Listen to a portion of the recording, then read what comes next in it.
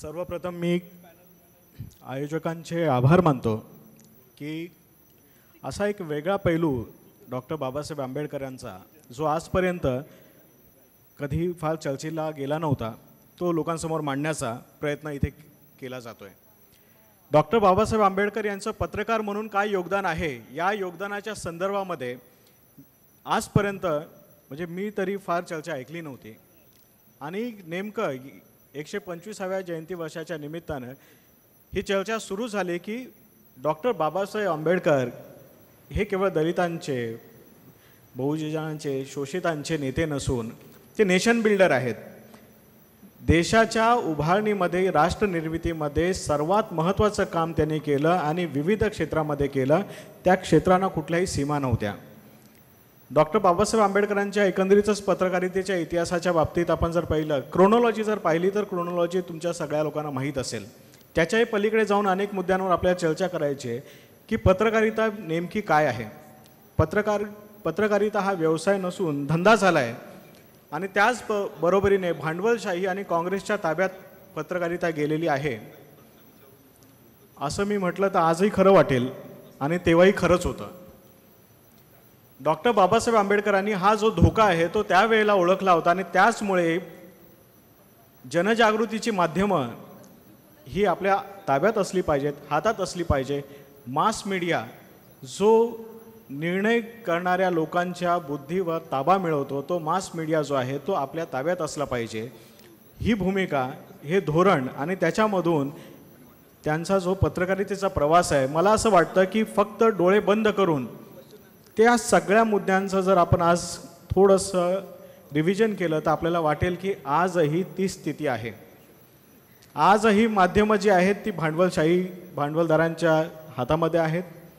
आजही माध्यमं ही सत्ताधाऱ्यांच्या कुठेतरी बाजूने झुकलेली आपल्याला दिसतात आणि त्याच्यामध्ये खऱ्या भारताचं प्रतिनिधित्व जे आहे ते दिसेलच याची शाश्वती देता येत नाही। मी स्वतः माध्यमांमध्ये काम केलेलं आहे, टी व्हीमध्ये काम केलं आहे। रोज 9 वाजता काय अजेंडा करायचा याचा निर्णय करताना अनेकदा आम्ही जो समोर दिसतोय समोर ज्या बातम्या दिसत आहेत ज्याच्यामध्ये गेस्ट लवकर मिळू शकतील अनेकदा इमर्जन्सीमध्ये डॉक्टर नरेंद्र जाधव यांना सुद्धा फोन केलेले आहेत, बडोले साहेबांना सुद्धा फोन केलेले आहेत आणि 2-1 तासाच्या अंतराने जे गेस्ट येऊ शकतील स्टुडिओमध्ये हा आमचा अजेंडा आहे आणि या अजेंडाच्या बाहेर जायला आज आम्ही तयार नाही आहोत। मला असं वाटतं की या चौकटीमध्ये ज्या वेळेला माध्यमं अडकतात की मी माझ्याकडची जी साधनं आहे त्याच्यामध्ये मी माझं कंटेंट बसवतोय हा सर्वात मोठा पराभव जो आहे तो कुठेतरी आंबेडकरी विचारांचा आंबेडकरांच्या या सगळ्या पत्रकारितेचा आहे। त्याच्या पलीकडे जाऊन मी बातमी शोधत नाही आहे, त्याच्या पलीकडे जाऊन मी कंटेंट शोधत नाही आहे, मी लोकांपर्यंत पोहोचत नाही आहे, मग ही माध्यमं हवीतच कशाला हा सगळ्यात मोठा प्रश्न आज मला पडला आहे।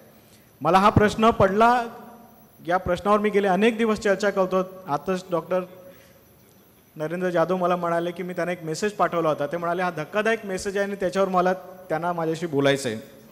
तो धक्कादायक मेसेज जो आहे तो मी त्यांना पाठवला मी पत्रकारिता सोडायचा निर्णय घेऊन।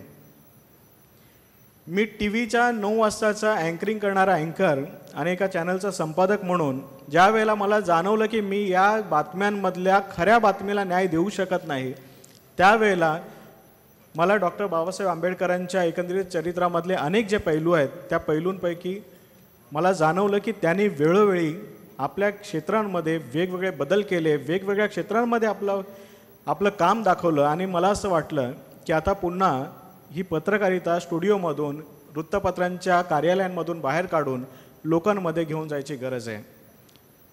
मी नोकरी सोडून 1 एप्रिल हा दिवस तेवढ्यासाठीच निवडला की याला जागतिक मूर्ख दिवस असं म्हणतात। त्या दिवशी मी नोकरी सोडायचा निर्णय घेतला आणि ठरवलं की यापुढे नोकरी करायची नाही। मी महाराष्ट्राच्या दौऱ्यावर उद्यापासून निघणार आहे। महाराष्ट्राच्या वेगवेगळ्या भागांमध्ये ज्या समस्या आहेत, ज्या समस्या कधी मंत्रालयाच्या माध्यमांच्या रडारवर येत नाहीत, ज्या समस्या आवृत्त्यांमध्ये बंद होऊन पडल्या आहेत, त्या तालुक्याच्या गावाच्या बाहेर त्या येत नाहीत, त्या समस्यांना मेनस्ट्रीम मीडियामध्ये स्थान मिळू शकेल का आणि जर ते मिळू शकत नसेल तर त्या माध्यमांच्या व्यतिरिक्त बाहेर जाऊन एक पॅरलल मीडिया ज्या पॅरलल मीडियाची स्थापनाच, ज्या थॉटची स्थापना, ज्या विचारांची स्थापना डॉक्टर आंबेडकरांनी केली, त्या पॅरलल मीडियामध्ये काय करता येऊ शकतं का, याच्यासाठी मी पत्रकारितेतून, ज्याला खऱ्या अर्थाने आपण लौकिक अर्थाने पत्रकारिता म्हणतो, त्याच्यामधून बाहेर पडण्याचा निर्णय घेतला. अनेक चॅलेंजेस आहेत, म्हणजे दर महिन्याला पगाराचा SMS येणार नाही, मग त्यावेळेला काय करायचं अशी चिंता मलासुद्धा सुरुवातीला वाटली. पण मला जाणवलं की त्या पगाराच्या SMS साठी ज्यावेळेला पत्रकार काम करायला लागतो, त्यासाठी मी पत्रकार म्हणून काम करण्यासाठी या क्षेत्रामध्ये कधीच आलो नव्हतो. माझी सुरुवातच मुवमेंटमधून झाली. त्याच्यानंतर मी जे काही काम केलं TV ज्या वेळेला 2000 साली पहिलं चॅनल आलं ETV, त्यावेळेला ETVपासून मी आतापर्यंत TV माध्यमांमध्ये काम केलं. TV माध्यमाने एक थोडंसं ब्लॉकेज तोडलं.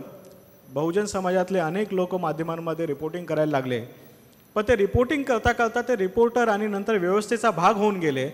त्या डिसिजन मेकिंगमध्ये आपला महत्त्वाचा रोल असला पाहिजे आणि तो आपण निभावला पाहिजे, याची काळजी आणि त्याची धमक दाखवताना अनेक लोक दिसत नाहीत.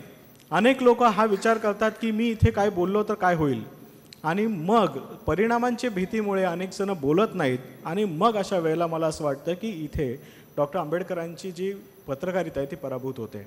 अनेक आव्हानं याच्यासमोर आपल्यासमोर आजच्या घडीला आहेत, आणि आंबेडकरांचे कोट्स जर आपण त्यावेळेला पत्रकारितेवरचे जर वाचले तर ते कोट्स आणि आजचे कोट्स हे जवळपास सारखे आहेत. आजची स्थिती काही बदललेली नाही, ती स्थिती त्यावेळेला होती तशीच आजही आहे. आणि मला असं वाटतं की यामध्ये आमूलाग्र बदल करण्याची गरज आहे. ज्या वेळेला माध्यमं आपल्या अजेंडापासून भटकतात, त्यावेळेला या माध्यमांचा कंटेंट आपण हातात घेतला पाहिजे. या कंटेंटवर आपण अधिराज्य गाजवलं पाहिजे, आणि जर ते गाजवता येत नसेल तर आपण आपलं कंटेंट दाखवणारे, पब्लिश करणारं, प्रकाशित करणारी माध्यमंसुद्धा निर्माण केली पाहिजेत. हा सगळ्यात मोठा संदेश डॉक्टर आंबेडकरांच्या पत्रकारितेने आपल्याला दिलेला आहे. आपण मूकनायकपासून प्रबुद्ध भारतपर्यंतची त्यांच्या एकंदरीत पत्रकारितेच्या वाटचाल जर पाहिला, नावं जरी पाहिली तरी ती डेव्हलपिंग आहेत. त्याच्यामध्ये सतत विकास होत गेलेला आहे. ते एकाच नावाला चिटकून बसले नाहीत. मूकनायक ज्या वेळेला जागृत होतो, तो काम करतो, तो विचार करतो, तो समतेचा विचार पुढे घेऊन जातो, त्यावेळेला हा देश जो आहे हा प्रबुद्ध भारत होईल. हा एक त्यांच्या सगळ्या पत्रकारितेमधला प्रवास जर आपण नीट पाहिला तर त्याच्यामधून हा एक मोठा मेसेज आहे, आणि हा मेसेज आपण घ्यायला विसरलो. आपण त्यांची पत्रकारितेमधली फक्त ती मॅगझिन्स आपण कुठेतरी ग्रंथालयांमध्ये बंद केली. आज पत्रकारितेच्या विद्यार्थ्यांना कदाचित ती माहितीसुद्धा नाहीत. आमच्याकडे ज्या वेळेला इंटर्न्स येतात किंवा पत्रकारिता करायचे म्हणून ज्या वेळेला मुलं येत असतात, त्यांना या क्षेत्रामध्ये डॉक्टर आंबेडकरांचं योगदानच माहीत नाही. आणि मला असं वाटतं की हा सगळ्यात मोठा पराभव. या पराभवाच्या छायेतून आपल्याला हा विचार बाहेर काढला पाहिजे. आणि एकंदरीतच मला असं वाटतं की सध्याची पत्रकारिता ही तेव्हाच जगू शकेल, टिकू शकेल आणि अधिक वृद्धिंगत होऊ शकेल ज्या वेळेला हा विचार जो आहे तो आपण पुन्हा एकदा लोकांसमोर मांडू. धन्यवाद.